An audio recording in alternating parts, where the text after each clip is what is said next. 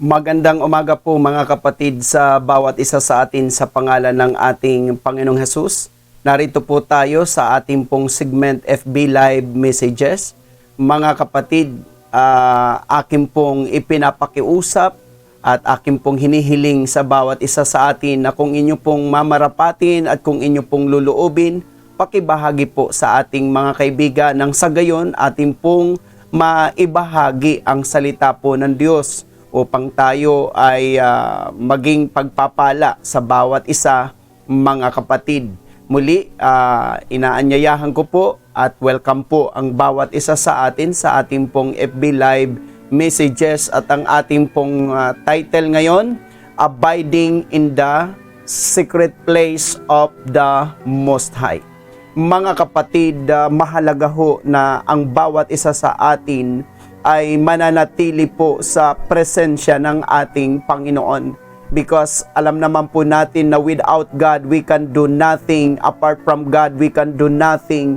Kaya mahalaga mga kapatid na despite of what is happening sa ating mundo ngayon, mga kapatid, kailangan ho natin manangan, kailangan ho natin magtiwala at kailangan po nating dumepende sa ating Panginoon. Again, ang ating pong tema ngayon ay Abiding in the Secret Place of the Most High God, mga kapatid.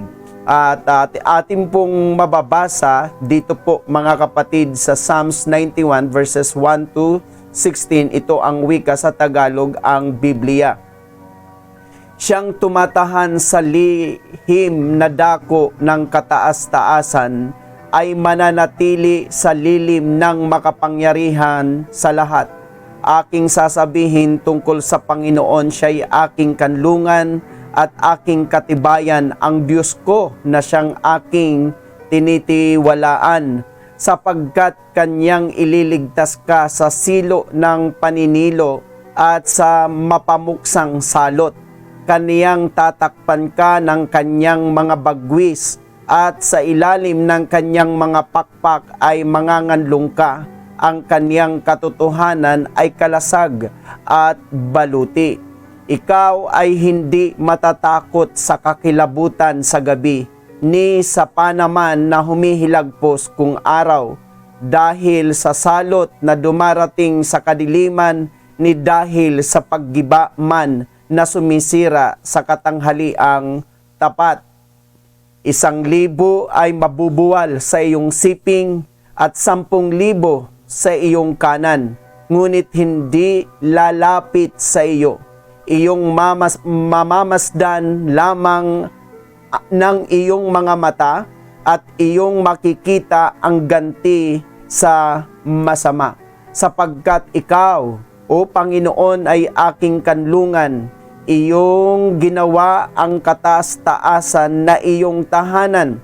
Walang kasamaang mangyayari sa iyo, ni anumang salot ay lalapit sa iyong tulda. Sapagkat siya'y magbibilin sa kaniyang mga anghel tungkol sa iyo upang ingatan ka sa lahat ng iyong mga lakad.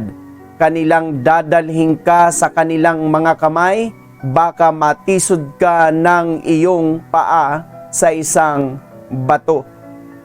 Iyong yayapakan ang leon at ulupong, ang batang leon at ang ahas ay yuyurakan mo ng iyong mga paa, sapagkat kaniyang inilagak ang kanyang pag-ibig sa akin, kaya't iniligtas ko siya. Aking ilalagay siya sa mataas, sapagkat kanyang naalaman ang pangalan ko. Siya'y tatawag sa akin at sasagutin ko siya. Ako'y sasakaniya sa kabagabagan. Aking ililigtas siya at pararangalan siya. Aking bubusugin siya ng mahabang buhay at ipakikita ko sa kaniya ang aking pagliligtas. Mapagpala po ang salita ng Diyos, mga kapatid, na ating pong pag-aaralan ngayon.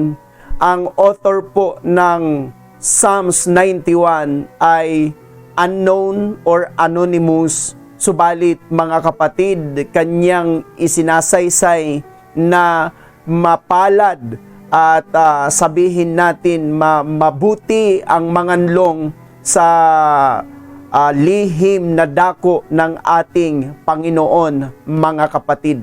Kaya dito ay ating pong makikita na ang secret place ng ating Panginoon ay ito po ang dapat panahanan ng mga anak ng Diyos, ng mga born again, ng mga Kristiyano at ng mga mananampalataya. Ano nga po ba ang lugar na ito, mga kapatid? Dahil mahalaga ho na maunawaan po natin ito sapagkat kailangan ho natin manganlong rito because kapag tayo ay wala rito sa lugar na ito, mga kapatid, vulnerable tayo sa mga lalang ng kaaway, gawa ng kaaway, mga kapatid. And don't we know that this place, brethren in Christ, this is a secret place. Ito po ay isang sikretong lugar, mga kapatid, sapagkat ang pagsasalaysay po ng Book of Psalms sa Psalms 91:1, King James Version, "He that dwelleth in the secret place of the Most High shall abide under the shadow of the Mighty." And in BBE translation, Psalms 119:114, "You are my secret place and my breastplate against danger. My hope is in your word." Kaya mga kapatid, pag sinasabing secret place, ibig sabihin, mga kapatid, ay walang pwedeng kaaway na makakatuntun rito. Walang kaaway na makakaalam rito, mga kapatid, because this is the secret place of God in which na tayong mga anak ng Diyos, mga born again, mga Kristiyano, mananampalataya, na doon tayo mag-a-abide. Ang salitang pag-a-abide ay pananatili no matter what, no matter how, anuman po ang mangyari sa ating buhay, stay in the presence of God, brethren in Christ, because we have to abide in the secret place of God para hindi ho tayo matuntun ng ating kaaway, hindi tayo matuntun ng ating kalaban. Again, this place na ating pong tinatalakay, this is a secret place, brethren in Christ. At isa pa hong description sa Psalms, mga kapatid, this is a hiding place. Mga kapatid, sabi po ng Psalms 119:114, King James Version, "Thou art my hiding place and my shield. I hope in thy word." Binanggit din po yan sa Amplified Version, ASB Version, God's Word Version, WAV Version, YLT Version, Darby Version, and Webster Version, brethren in Christ. At dagdag pa ho dito sa Psalms 32:7, CEV translation, "You are my hiding place. You protect me from trouble. And you put song in my heart because you have saved me." Brethren in Christ, isa ho na description, hindi lamang ito secret place, kundi ito po ay hiding place. Ito ay kublihan o taguan na lugar, mga kapatid, lalo na sa panahon ng kapanganiban, sa panahon, mga kapatid, ng kasamaan. This is our hiding place. At dagdag pa ho na description sa Psalms, this is a resting place, brethren in Christ. This is a resting place sapagkat ang description uli ng Psalms, para maintindihan po natin itong sinasabi na dwelling place, ay mababasa natin sa Psalms chapter 91 verse 1 BBE translation, "Happy is he whose resting place is in the secret of the Lord, and under the shade of the wings of the Most High." Brethren in Christ, ang sinasabi ho rito ay resting place, at dagdag pa ho dito sa Psalms 132:14 Amplified Version, "This is my resting place forever, says the Lord. Here will I dwell, for I have desired it." Mga kapatid, itong lugar na dapat nating panganlungan, ito po ay resting place. Ito po ay lugar ng pahingahan.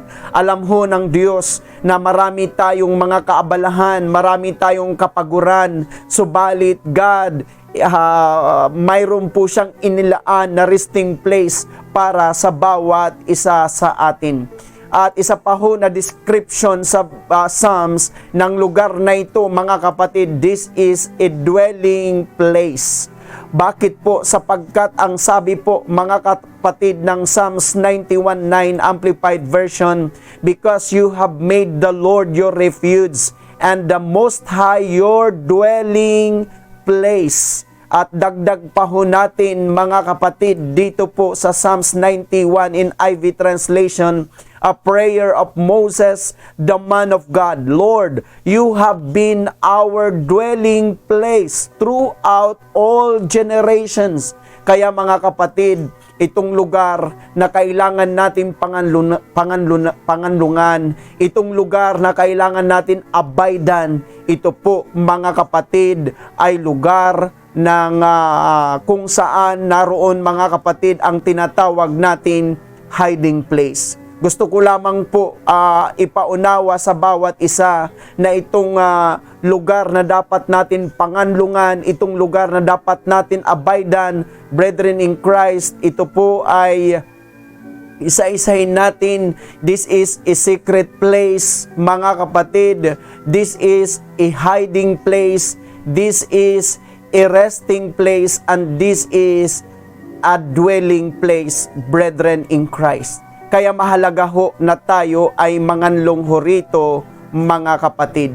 At dahil ito ay ating secret place, ito ay ating hiding place, ito ay ating dwelling place, mga kapatid, at ito ay tinatawag natin na resting place, ay isa pa hong description na binabanggit po sa Psalms para maunawaan po natin itong ating tinatalakay. This place is our shelter. Tandaan po natin, ang lugar na dapat nating panganlungan ay lugar na this place is our shelter. Sapagkat ang sabi po ng Psalms 27:5 Amplified Version, "For in the day of trouble, He will hide me in His shelter. In the secret place of His tent will He hide me. He will set me high upon a rock." At dagdag pa ho, mga kapatid, sa Psalm 61 verse 3, King James Version, "For thou hast been a shelter for me and a strong tower from the enemy." Kaya mga kapatid, kung mayroon tayong secret place, mayroon tayong hiding place, mayroon tayong dwelling place, at mayroon tayong resting place, itong lugar na ating panganganlungan, ito ay a place, mga kapatid, of shelter. And another description ng Psalms, this is a place, this place is our refuge, brethren in Christ. Sapagkat ang sabi po sa Psalms 91:2 Amplified Version, "I will say of the Lord, He is my refuge and my fortress, my God, on Him I lean and rely, and in Him I confidently trust." At dagdag pa ho, mga kapatid, sa Psalms 91:9 Amplified Version, "Because you have made the Lord your refuge and the Most High your dwelling place." Kaya mga kapatid, this is a place of refuge, brethren in Christ. At isa pa ho, mga kapatid, sa description ng Psalm sa lugar na ito, this is a place, this place is our fortress.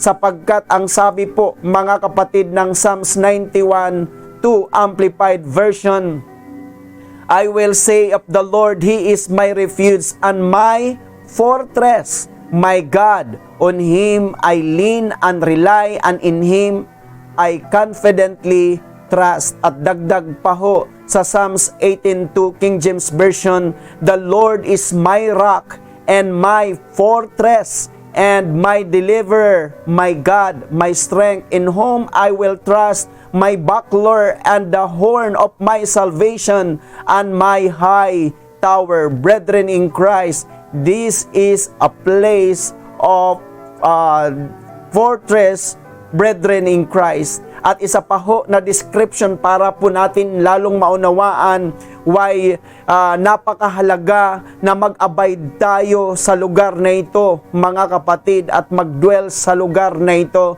This is our strong tower. Sapagkat ang sabi po, mga kapatid, sa Psalm 61:3, for thou hast been a shelter for me and a strong tower from the enemy. At itong tower na ito, itong sabi ng Proverbs 18:10 Amplified Version, the name of the Lord is a strong tower. The consistently righteous man, upright and in right standing with God, runs into it and is safe, high above evil and strong. Mga kapatid, itong strong tower, mga kapatid, ito po yung ating takbuhan sa panahon ng kapanganiban, sa panahon, mga kapatid, ng kabagabagan, sa panahon ng ano pamang bagay na hindi maganda na nangyayari sa mundo, mga kapatid. Kaya napakahalaga ho na maunawaan natin na ang lugar na kailangan natin avoidan, ang lugar na kailangan natin panahanan, mga kapatid, is this place is our shelter. This place is our refuge.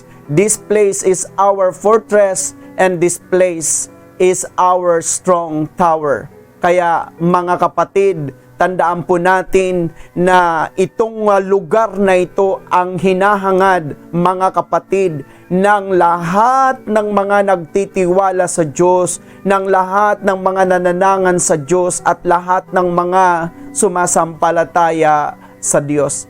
At itong lugar na ito, mga kapatid, this is a safe, secured, shielded place. I would repeat, this is a safe, secured, shielded place, brethren in Christ. Sapagkat ang sabi nga po ng Psalms 91 verse 7, God's Word's translation, they will not come near you, even though 1,000 may fall dead beside you, or 10,000 at your right hand.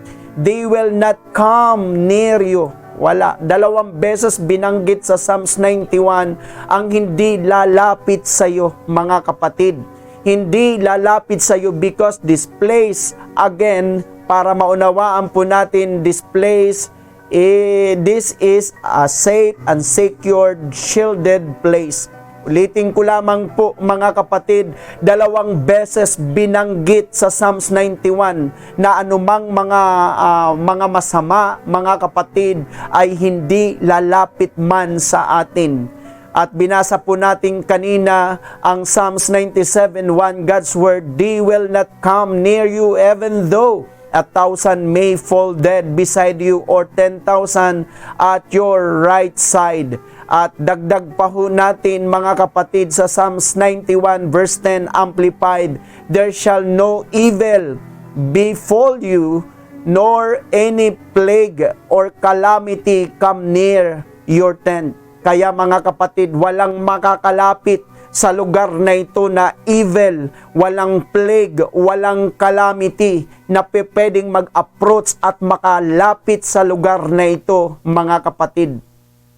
Imagine kapag tayo ho ay nag-dwell at nag-a-abide sa lugar na ito, no evil, mga kapatid, nor any plague or calamity come near your tent. At isa pa ho sa Good News Bible, Psalms 91:10, and so no disaster will strike you, no violence will come near your home. I would repeat, and no disaster will strike you, no violence will come near your home.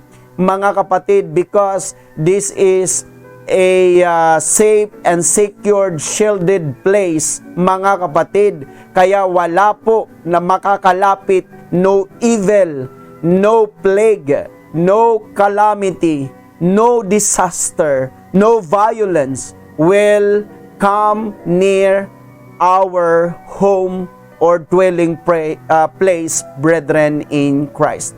We have 4 things to understand regarding, mga kapatid, if we dwell in this place, mga kapatid, kung tayo po ay nag-a-abide in this place, we will experience these 4 things, brethren in Christ. Dahil ang mga tao na wala sa lugar na ito ay dapat nga talagang matakot, dapat mangamba, dapat mag-alala.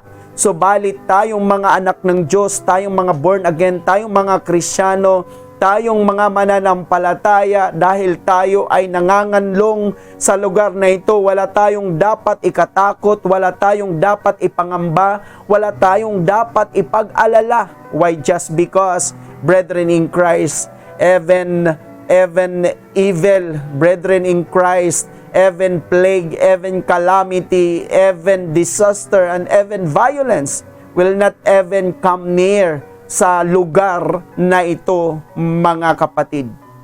At again, the moment we are dwelling and abiding in this place, we have these 4 things, brethren in Christ. We will experience these 4 things, brethren in Christ. First point, a place of God's presence. Itong lugar na ito, mga kapatid, ay lugar ng presensya ng ating Panginoon, because this is a place where God dwells, where this is the place where the sabihin natin na El Shaddai dwells. This is a place where the Most High God dwells, brethren in Christ. Kaya it is a place of God's presence. Basa po tayo, mga kapatid, sa Psalms 91 verses 1 hanggang 2, verse 9 in IV translation.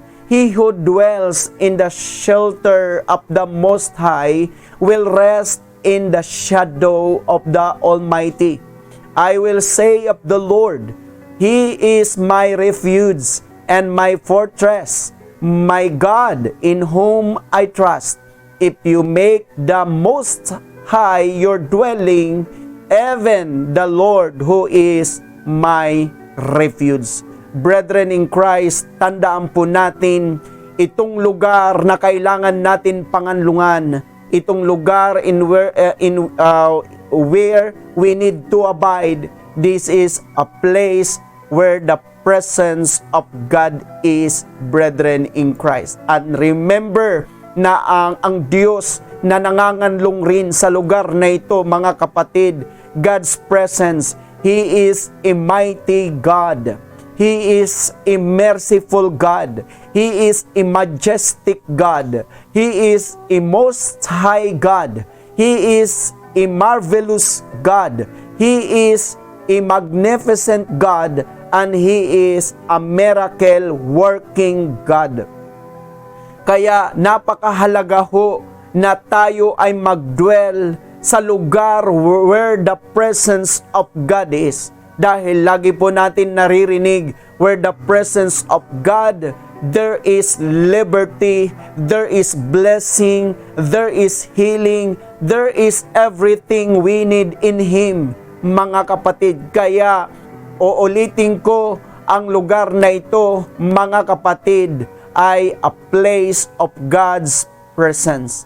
Second point, brethren in Christ, this is a place of God's power. Kaya mahalaga ho na tayo ay magmanganlong sa lugar na ito, mag-abide sa lugar na ito, because this is a place of God's power, brethren in Christ. And let us read sa Psalms 91 verses 3 to 8 in IV translation. Surely He will save you from the fowler's snare and from the deadly pestilence. He will cover you with His feathers, and under His wings you will find refuge. His faithfulness will be your shield and rampart. You will not fear the terror of night, nor the arrow that flies by day, nor the pestilence that stalks in the darkness, nor the plague that destroy at midday. 1,000 may fall at your side, 10,000 at your right hand, but it will not come near you. You will only observe with your eyes and see the punishment of the wicked. Brethren in Christ, kung ating pong pagbubulay-bulayan ang mga talatang ito, this is a place where the power of God dwells, brethren in Christ. This is a place of God's power, mga kapatid, dahil walang pestilence, walang epidemics, mga kapatid, na ma-approach o walang kapahamakan na lalapit, mga kapatid. Kasi ito po ay lugar ng kapangyarihan ng Diyos. Kung ating pong nare-recall, when light appear, darkness will disappear. Kaya makikita po natin kung saan ang kapangyarihan ng Diyos nagre-reside. Wala po, mga kapatid, ang kapangyarihan ng kaaway.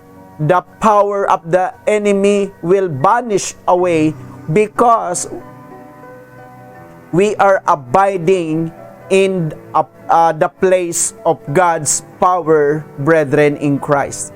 God's power, power over Satan and death, power over sin and darkness, power over sickness and diseases, power over suffering and disasters. And these things, mga kapatid, cannot even approach this place because this place where the power of God resides, brethren in Christ.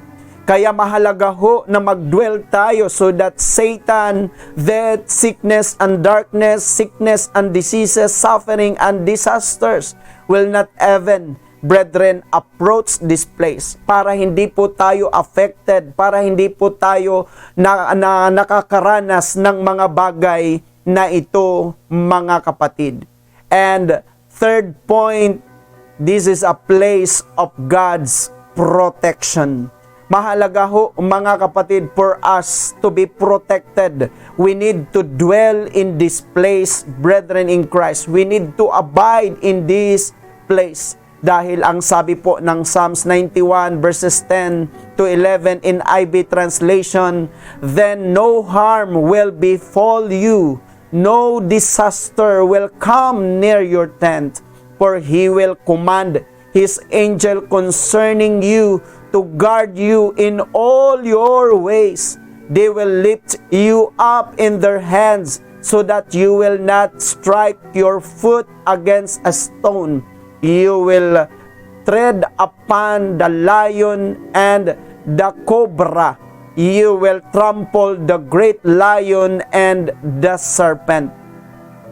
Dito, mga kapatid, dinidescribe that the moment, brethren in Christ, we dwell and we abide in the secret place of our God Most High. Ang sabi po dito ng Bible, hindi man lamang tayo masasaktan because mayroon tayong tinatawag na mga guardian angels. May mga angel na maglilingkod sa atin, may mga angel na papalibot sa atin, may mga angel na magbabantay sa atin, may mga angel na mag-iingat sa atin, mga kapatid. Kaya ulitin ko, itong lugar na ito ay lugar, mga kapatid, ng tinatawag nating protection because this place is surrounded with angels. At itong mga angels na ito, these are ministering angels, these are guardian angels, these are protecting angels, brethren in Christ. Kaya dapat ho natin maunawaan na tayong mga anak ng Diyos, born again Kristiyano, mananampalataya, whether we like it or not, for us to be protected, we need to abide in this place, brethren, in Christ. God's protection from evil snares, protection from evil systems, protection from evil schemes, protection from evil strategies. Brethren in Christ, anuman po ang mga lalang ng kaaway, anuman po ang mga gawa ng kaaway, brethren in Christ, because we are protected ng mga anghel ng Diyos, mga kapatid. Wala po, hindi po makakapasok ang evil snares, evil systems, evil schemes, evil strategies, at lahat ng lalang ng kaaway. Kung atin pong mariricall, mga kapatid, kung atin pong matatandaan, lagi ninyong naririnig sa akin na we are covered by the blood of our Lord Jesus Christ. We are surrounded with His angels, and we are bearing His wonderful and powerful name. At ito pa, tayo ay magdwedwell at tayo ay mag-a-abide sa lugar na ito. And this place is a place of protection where the angels of God resides. And these angels, mga kapatid, are ministering angels, are guardian angels, at tinatawag natin, these are protecting angels, brethren. Kahit nga daw pumatisod ang ating paa ay hindi hahayaan. Ganun ho tayo kahalaga, ganun po tayo kaimportante sa ating Panginoon. Kaya wag po natin iisipin na kapag dumarating ang mga ganitong nangyayari sa ating mundo, itong mga banta ng kalusugan, we have nothing to fear, we have nothing to worry, because God is so compassionate, God is so caring sa buhay ng bawat isa sa atin, and He will not permit even na tayo po ay masaktan, mga kapatid, because tayo ay nagdwell in this place. And again, this place is a place of protection, at tayo ay iniingatan na anuman ang snares, anuman ang systems, anuman ang schemes, anuman ang strategies ng kaaway will not even approach this place, brethren. Kaya we are protected at tayo po ay ligtas sa lugar na ito. Kaya wala tayong dapat ipag-alala sa lalang ng kaaway, gawa ng kaaway, banta ng kaaway sa ating mga buhay, because we abide in this place, a place of protection. And fourth point, brethren, a place of God's probation. This is not just a place of protection, this is also a place of probation. Dahil sa ating binabasa, mga kapatid, sa Psalms 91 verses 14 to 16, take note in IV translation, because He loves me, says the Lord, I will rescue him, I will protect him, for he acknowledges my name. He will call upon me, and I will answer him. I will be with him in trouble. I will deliver him and honor him with long life. I would repeat, with long life will I satisfy him and show him my salvation. Kaya mga kapatid, ano po ang ating pagkaunawa with long life? With long life will I satisfy him. Sa mga nagmamahal sa Diyos, sa mga kumikilala sa Diyos, sa mga nananangan at sa mga nananangan sa Diyos. Ang sabi ng Bible, mga kapatid, I will rescue him, I will protect him, brethren, and they will call upon me and I will answer him. I will be with him in trouble. Ang daming will. Atin pong tingnan, mga kapatid, ang daming will. Sabi po dito, I will rescue him. I will protect him. I will answer him. I will be with him in trouble. I will deliver him and honor him. Of course, with long life will I satisfy him and show him my salvation. Kaya mga kapatid, it's no longer our effort. It's all about God's effort, mga kapatid, dahil siya ang may sabi na sa atin na nagmamahal sa Kanya, sa atin na kumikilala sa Kanya, sa atin na mga nananangan at nagtitiwala sa Kanya, mga kapatid, ay sabi niya, tayo ay Kanyang bibigyan ng buhay, buhay na kasiyasiya, buhay na ganap, buhay na kalugod-lugod, mga kapatid. Kaya i-acronym po natin, mga kapatid, ang everlasting for us to understand what kind of life He gave us, brethren in Christ. God's presence, provision for eternal life, provision for victorious life, provision for ever-increasing life, provision for righteous life, provision for long life, provision for abundant life, provision for successful life, provision for triumphant life, provision for inspiring life, provision for noble life, provision for good life, brethren in Christ. And these are the acronym of everlasting, everlasting, brethren in Christ, eternal life, victorious life, ever-increasing life, righteous life, long life, abundant life, successful life, triumphant life, inspiring life, noble life, good life. And this kind of life na ibibigay ho sa atin ng Diyos. Dahil tayo ay nanganlong, tayo ay nagtiwala, tayo ay nanangan sa Kanya, mga kapatid. Kaya napakahalaga ho na tayo ay huwag matatakot sa anumang banta ng kaaway, sa anumang lalang ng kaaway, sa anumang gawa ng kaaway, because we abide in the secret place of our God, the Most High, brethren in Christ. Kaya sa ating pong conclusion, mga kapatid, ang sabi po ng Psalms 34 verse 8, Tagalog ang Biblia, o inyong tikman at tingnan ninyo na ang Panginoon ay mabuti. Mapalad ang tao na nananganganlong sa Kanya. I would repeat, mapalad ang tao na nanganganlong sa Kanya. And in Amplified Version, Psalms 34 verse 8, O taste and see that the Lord our God is good. Blessed, happy, fortunate to be invaded is the man who trusts and takes refuge in Him. I would repeat and I would like to emphasize this, brethren in Christ.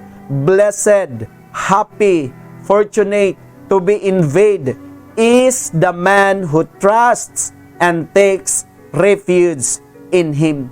Kaya mga kapatid, mahalaga ho na tayo ay nag-a-abide sa presensya ng ating Panginoon. If we want to be protected, if we want to be well provided, if we want the presence of God, if we want to encounter the power of God, all we need to do is to dwell in the secret place of the Most High, brethren in Christ. Again, our topic for today, abiding in the secret place of the Most High.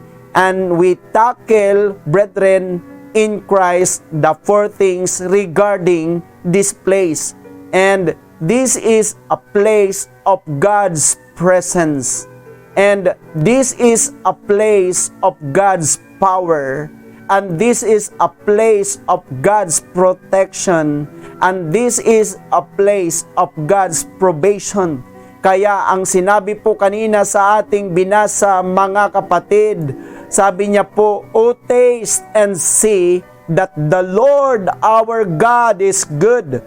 Blessed, happy, fortunate to be invaded is the man who trusts and takes refuge in Him. Mapalad ang mga tao na nanganganlong sa ating Panginoon, nag-a-abide in the secret place of the Most High God, because, again, there is the presence of God, there is the power of God, there is the protection of God, and there is the probation of God, brethren in Christ. Kaya the moment we dwell in this place, we will lack,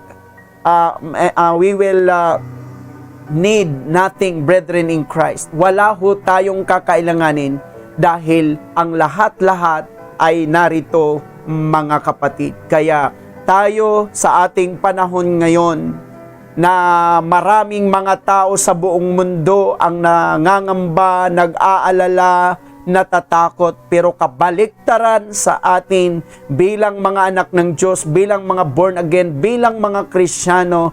Why? Just because we are abiding in the secret place of the Most High God, where the presence of God resides, where the power of God resides, where the protection of God resides, and where the probation of God resides, brethren in Christ. Kaya dapat ho natin ito maunawaan na we have to dwell in this, we have to abide in the secret place of the Most High. Kaya mga kapatid, salamat kay Lord dahil sa kabila ng banta ng ating mundo ngayon na lumalaganap at again ito ang kinakatakutan, pinangangambahan at pinag-aalala ng marami, subalit sa ating mga anak ng Diyos, well-rested tayo sa piling ng Panginoon, mapayapa tayo sa piling ng Panginoon, because we know that we are abiding in the secret place of the Most High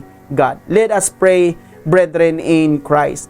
Panginoon, kami po ay nagpapasalamat because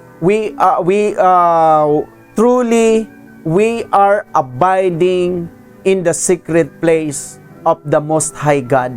Salamat dahil itong lugar na ito ay wala kaming dapat ipag-alala, wala kaming dapat ipangamba, wala kaming dapat ikatakot, because this place is a place of your presence. This place is a place of your power.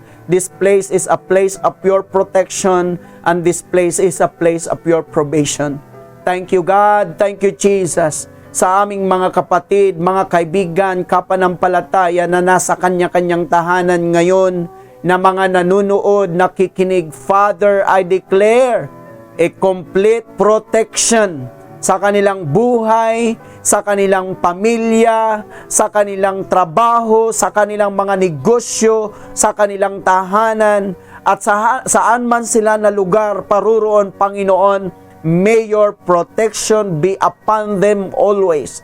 We hold on to your word, God, that we are covered with your precious blood. We are surrounded with your angels, and we are bearing your powerful name, in which every knee shall bow and every tongue will confess that you are Lord. And this is the only name that you have given to us under the heaven, in which we could be saved, Lord. Salamat sa iyong proteksyon. At salamat din dahil hindi po ninyo kami pinagkukulang, at hindi nyo kami pinababayaan, at hindi nyo kami iniiwan. Salamat, God. Salamat, Jesus. Dalangin namin sa lahat ng mga anak mo, sa lahat ng mga Kristiyano, sa lahat ng mga born again, sa lahat ng mga mananampalataya, hindi lamang sa Pilipinas, kundi sa buong mundo. Panatilihin niyo po kaming matatag, panatilihin niyo kaming malakas, panatilihin niyo kaming matibay, Panginoon, nang hindi kami bumitaw sa aming pananampalataya sa inyo. Salamat, God, dahil mapagmahal kang Diyos, mabuti kang Diyos, at kami ay masaya dahil ikaw ang Diyos na aming nakilala. Tulad nga po ng iyong mga salita, we are blessed, God, dahil kami ay nanganganlong sa iyo. Kami ay nagtitiwala sa iyo. Kami ay nananangan sa iyo. At alam namin, God, na hindi po ninyo pababayaan ang iyong mga anak. Hindi nyo po kami iiwan at higit sa lahat, hindi nyo po kami pagkukulangin. Sa kabila, Lord, na nangyayari sa aming mundo, hayaan po ninyo, Lord, na panatilihin nyo po ang aming relasyon na matatag sa inyo.